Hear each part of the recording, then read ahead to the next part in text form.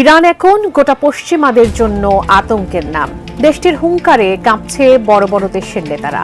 শুধু হুঙ্কার দিয়ে বসে থাকেনি ইরান, তারা যুক্তরাষ্ট্রের মিত্র ইসরায়েলে ড্রোন হামলা চালিয়েছে, যে কারণে প্রায় ঘুম হারাম বাইডেন প্রশাসনের।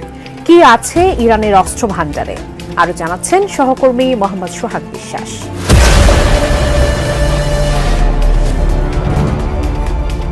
পরমাণু শক্তিধর চীন ও রাশিয়ার পাশাপাশি পশ্চিমাদের বুকে কাঁপন ধরিয়ে দেওয়ার মতো একমাত্র শক্তি এখন ইরানের। গত কয়েক দশকে দেশটির সামরিক সক্ষমতা চোখ রাঙিয়ে যাচ্ছে ইসরায়েল সহ মধ্যপ্রাচ্য মার্কিন স্বার্থকে।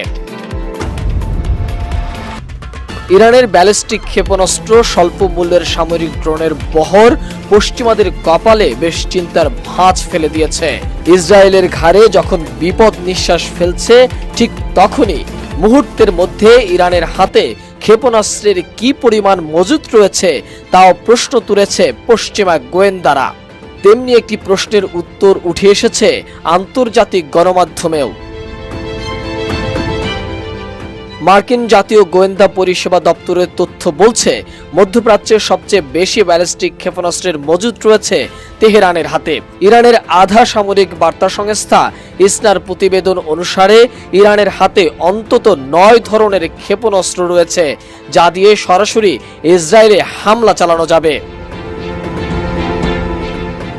ইসরায়েলে হামলা চালাতে সক্ষম এসব ক্ষেপণাস্ত্রের মধ্যে সেজিল ক্ষেপণাস্ত্র প্রতি ঘন্টায় 17,000 কিলোমিটারের বেশি গতিতে 2,500 কিলোমিটারের দূরের লক্ষ্যবস্তুতে আঘাত হানতে সক্ষম।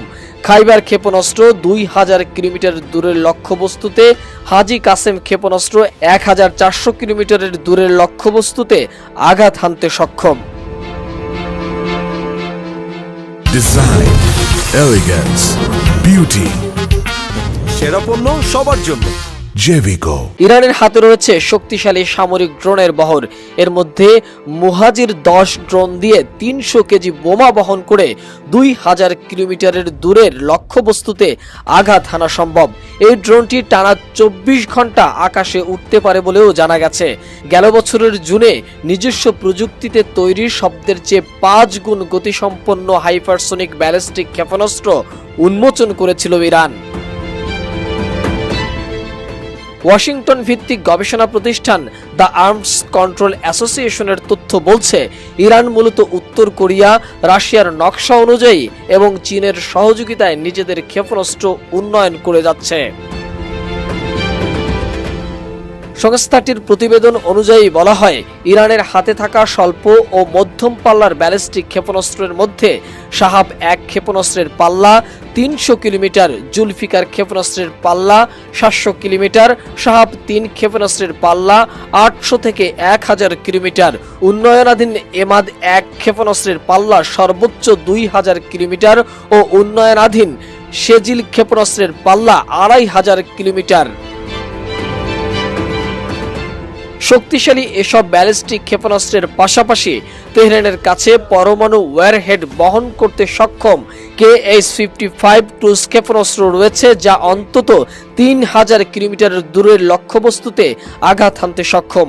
এছাড়াও দেশটির হাতে 300 কিলোমিটার পাল্লার জাহাজ বিধ্বংসী উন্নত ক্ষেপণাস্ত্র খালিদ ফারাজ রয়েছে, যা অন্তত 1000 কেজি ওয়ারহেড বহন করতে সক্ষম। মোহাম্মদ সোহাগ বিশ্বাস, ডেস্ক রিপোর্ট, এটিএন নিউজ।